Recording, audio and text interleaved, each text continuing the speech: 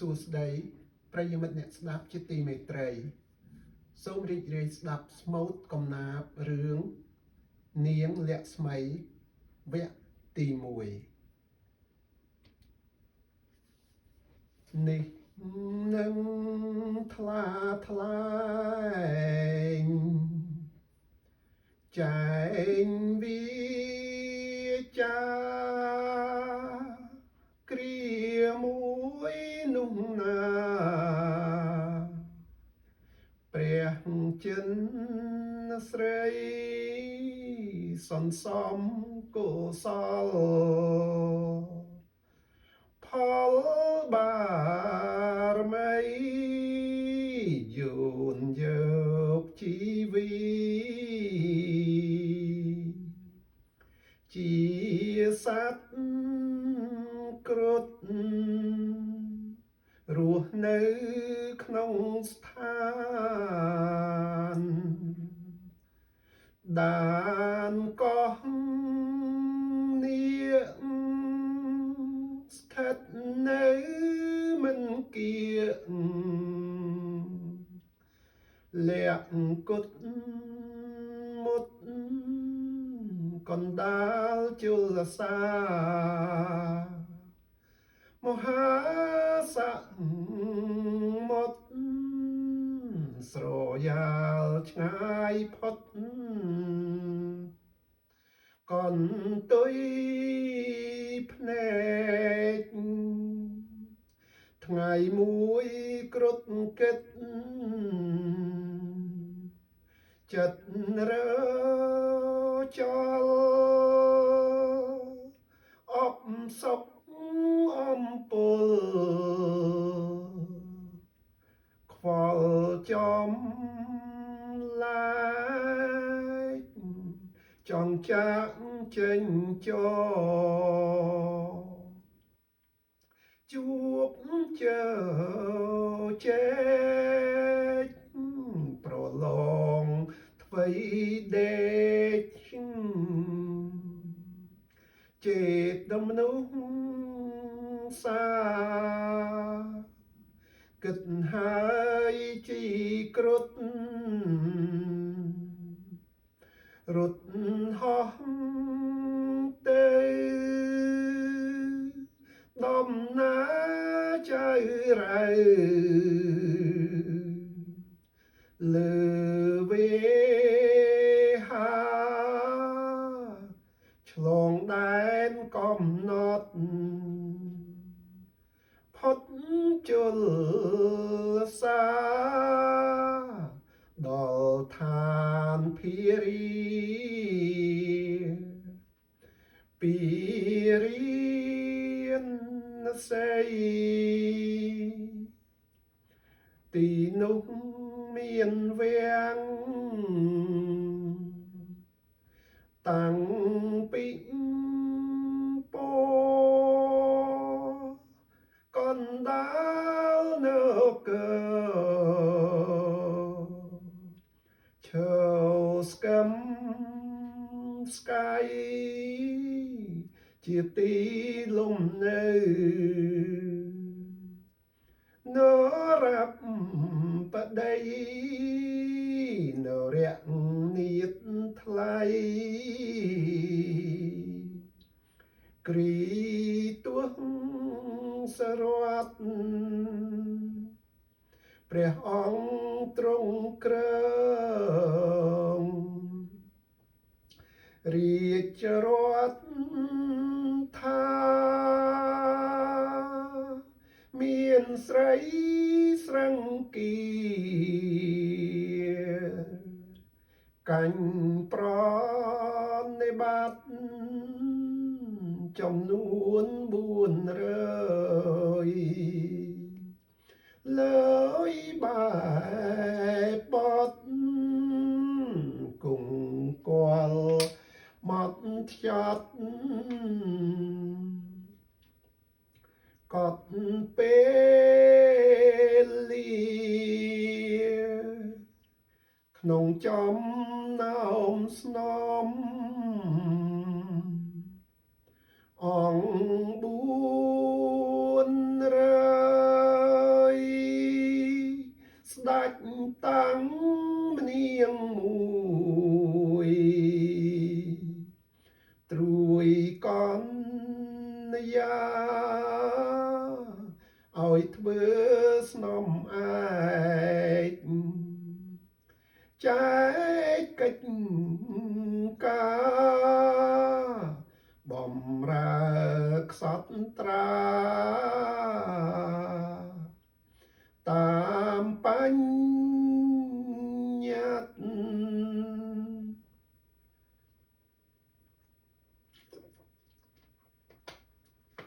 អ្នកម្នាងតាងនាម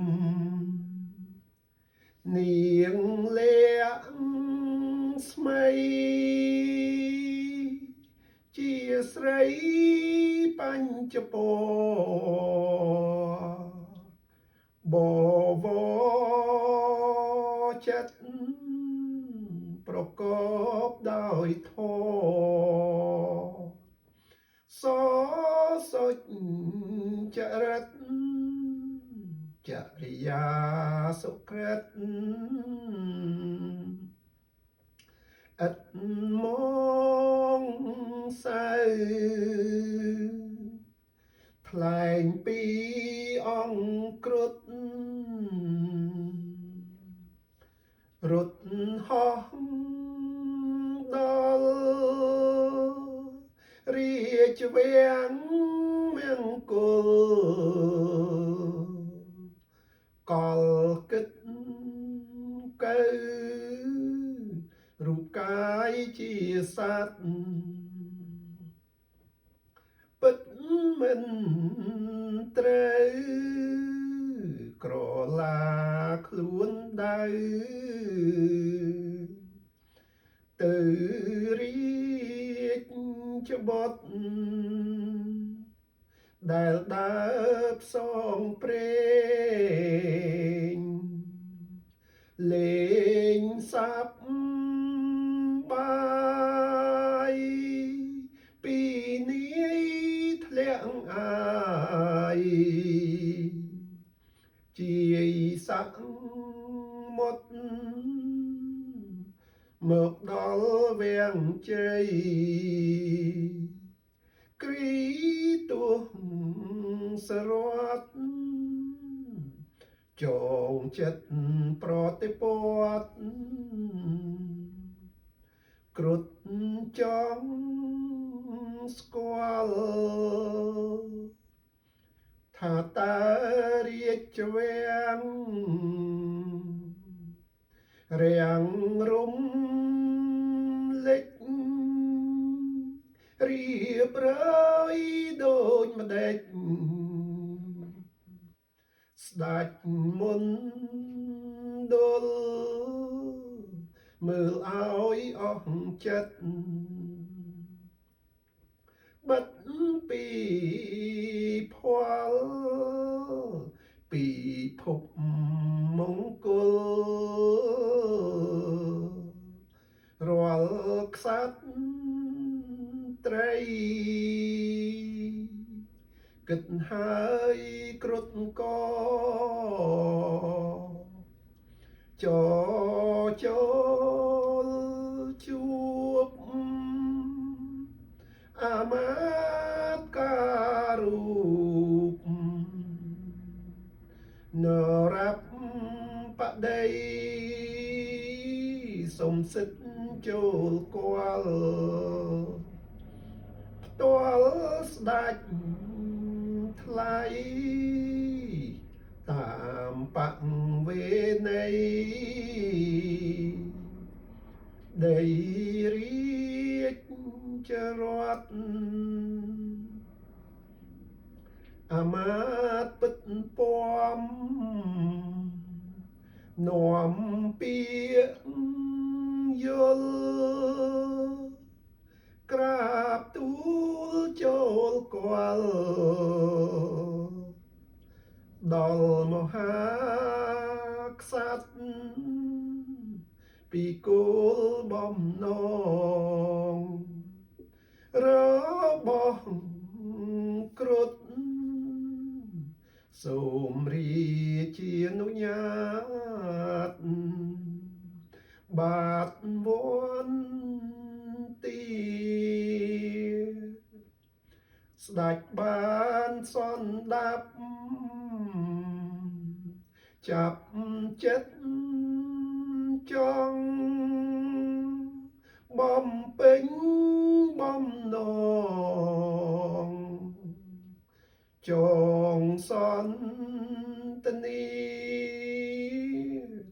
ជាមួយរាជបុត្រក្សត្រកាឡាឲ្យស្កប់ចិន្តាជាភ្ញៀវឯកគ្រុឌបានទទួលបន្ទូលសារចូលគាល់ចេស្តាអអាណែកអាមាត្យនាំផ្លូវទៅដល់ដេកវន្ទីរួចស្រេចកិច្ចកាយាស្ដេចទៅយល់គ្រុឌបុត្ររាជឆៅលំអោនសេនៅនិតបាទីទ្រង់ព្រះសណ្ដោប្រោសសួរថាជីមានប្រាថ្នាកាវៃដែរគ្រុឌទូលថ្វាយតបស្របអោនអង្គថាទូលបង្គំខ្ញុំឮគេថ្លែងថាព្រះអង្គទ្រង់តែងតែលេងបាស្កាគ្នាកែកំសាន្តថ្ងៃនេះករុណាប្រាថ្នា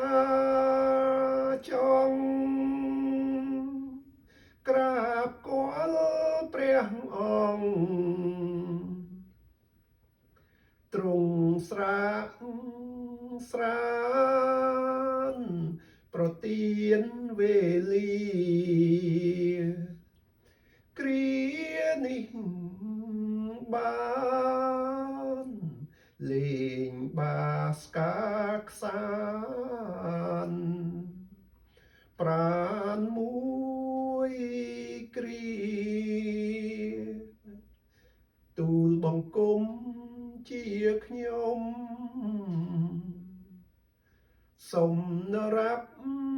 បដីទៀនប្រោប្រណីស្ដីព្រឹក្សាព្រៀនប្រៀបធៀបដៅនៅសេកខាសិល្បៈបាស្កាចាចងចាំទោះស្រាត់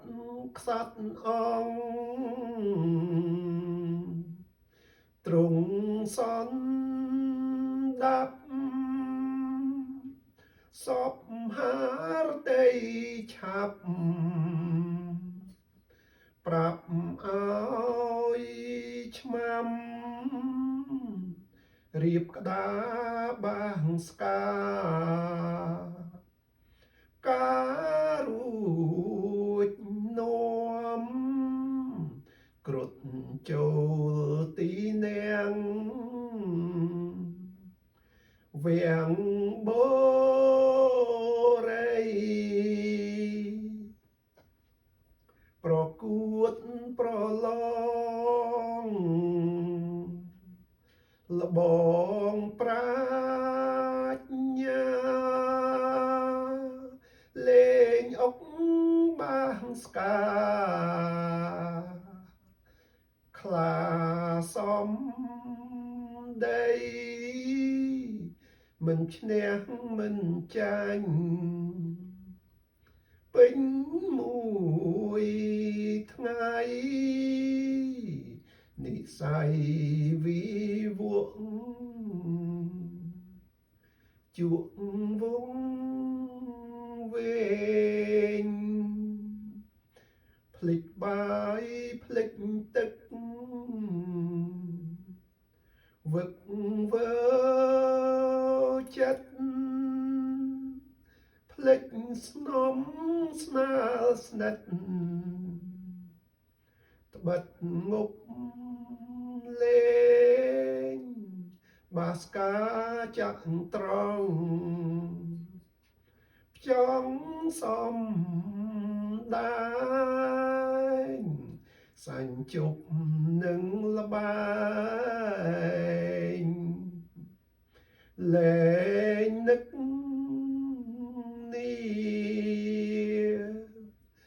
ដល់នាងលាក់ស្មីស្រីស្នំឯកដែលតែងតែត្រេកពេជ្រវិចាវិចិត្រនារី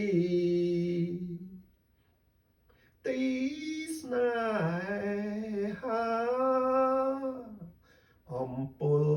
ចិន្តាសាសងសួ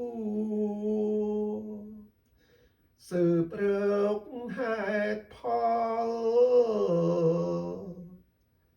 ដល់ភីលៀងស្រឹងគៀអ្នកម្នាងតាងតាមគូថាអោភឿនអើយឆ្លើយសំនួរតើខ្សាត់ត្រាមួទូសកាវៃបានជាព្រះអង្គទ្រង់មិនគប់ហរតីបង្គាប់ធ្លាប់រាល់ថ្ងៃហើយរើកស្នំឯកផ្លែកប្រក្រដីឲ្យចូលខ្លួនថ្វាយកាយកិត្តគាល់ភីលៀងបានស្ដាប់សាប់លាក់ស្មីទូលប្រាប់ម្ចាស់ថ្លៃស្រីនីមលឲ្យអស់សង្ស័យក្តីពីផល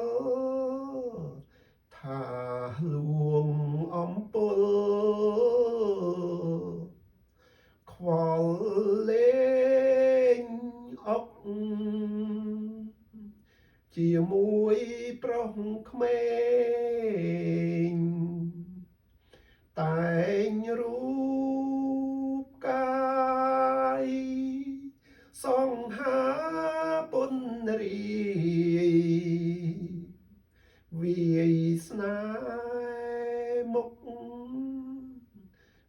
រូបស្អាតបាតឆ្លាតប្រសពប្រសើរគុណគប់ជាប់ឆាយឆោមមាននោះជារាជបុត្រាមិនស្គាល់សាវតាចាក្រិតក្រមតែបើឃើញរៀងទៀងចិត្តចោមចង់ចាប់ប្រឡោមលូមស្នេហ៍ស្និទ្ធលាក់ស្មីលឺស្រីភីលៀងប្រាប់ថាមានឧបគ្រប់លក្ខពិតកំពុងចូលគាល់សំទុកកំពុងគាល់អង្គទ្រង់ចាក់ក្រពាត់សម្រេចចិត្តមាត់ស្កាត់ចូលជួបនាងរៀបភេសជ្ជៈដាក់នំនេកក្នុងភាជល្អឯកចែកគួបគប់នឹងភីលៀងម្នាងមួយរូបចូលគាល់ជំនួបរួបនរាប់បដីដល់តែនទីនាងនាងក្រាបថ្វាយបង្គំក្បែរកាយរាយសាវតីទូលប្រាប់ចោមពងអង្គចាក់ក្រៃសូមអមម្ចាស់ថ្លៃសោយក្រយ៉ាពូលហើយលាក់ស្មីស្រីរៀបចំដាក់ភាជក្បែរទ្រង់អង្គក្សត្រាលួចដៀងមៀងមើលព្រើលរឹកពីរាជបុត្រសង្ហាត្រាឃើញជាពេលបានឃើញផ្ទាល់យល់មាននុបលាក់ស្មីស្លុតស្លុបងប់ជុំពាក់អារម្មណ៍ភ្លើតភ្លើនកើនរៀកកែកភ្លើងតន់ណាតាក់ធ្លាក់ជ្រោះស្នេហ៍រវើរវាយ រាយមាយគិតនៅក្នុងដួងចិត្តឥតលហិតលហើយប្រាថ្នា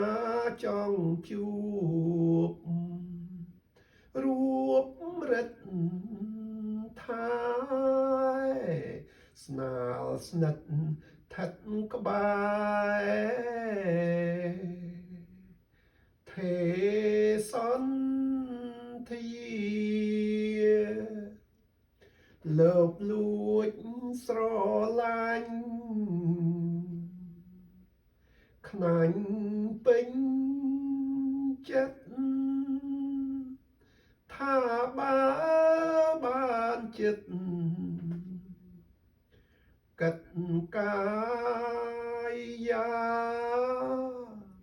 គៀកកើយណែបនិតដិតកាមា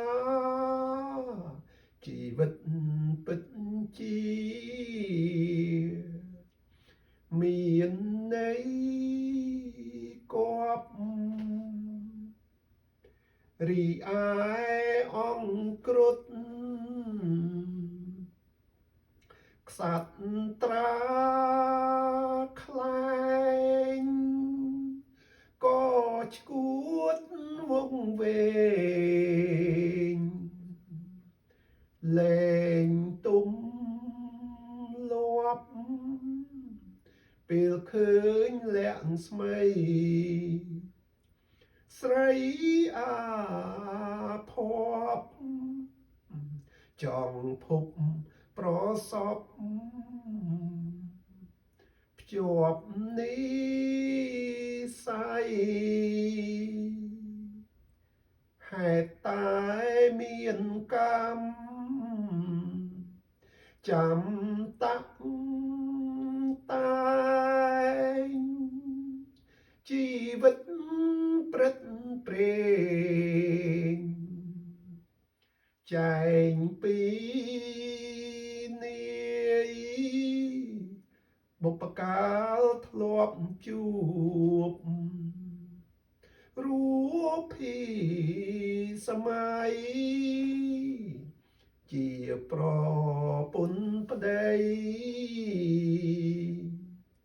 ថ្លៃថ្លាធាតកាលពីជាតិមុនសុនសាច់ចាកើតជាតិណានាប្រាថ្នាទៀតសូមបានជួបចិត្តដិតឥតឃ្លាតជាមិត្តស្និទ្ធញាតរៀបធរៀងទៅអធិពលនៃពាក្យសច្ចានោះ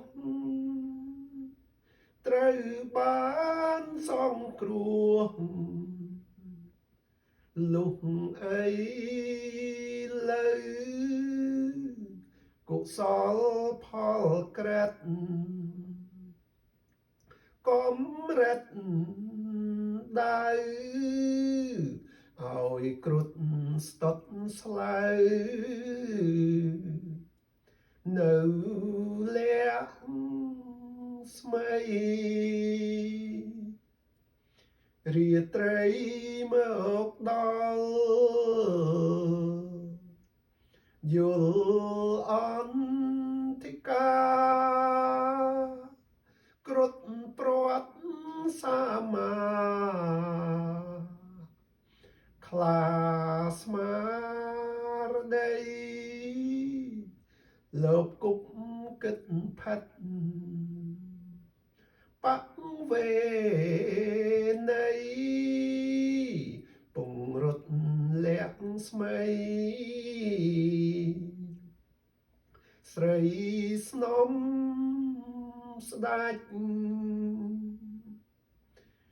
គិតរួចគ្រុឌលួចគួចសិលសាសឲ្យមេឃក្រឡាស់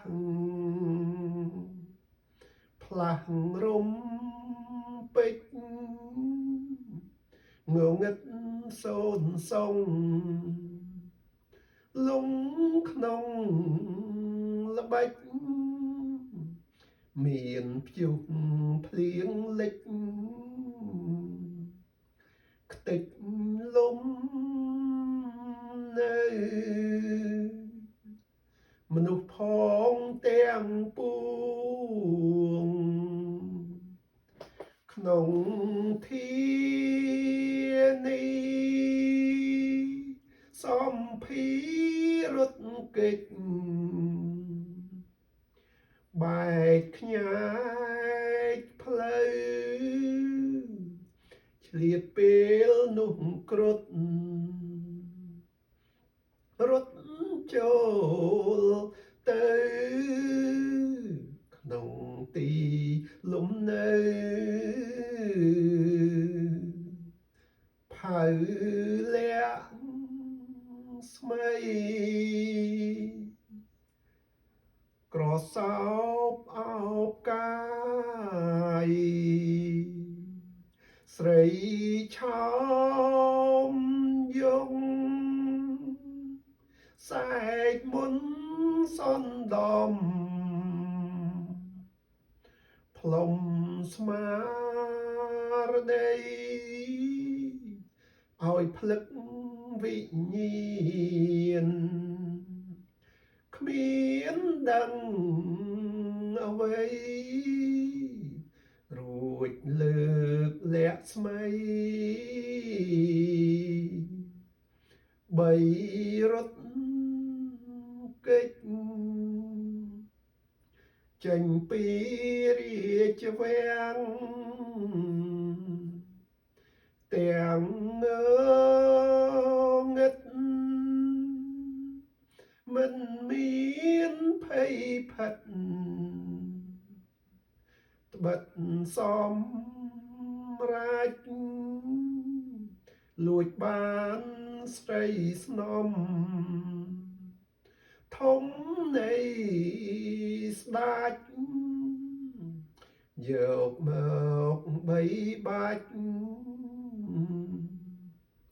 ផ្ដាច់បដូ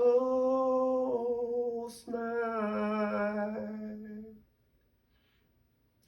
សូមស្លេះតែត្រឹមនេះសិនសូមប្រិយមិត្តរងចាំស្ដាប់វគ្គទី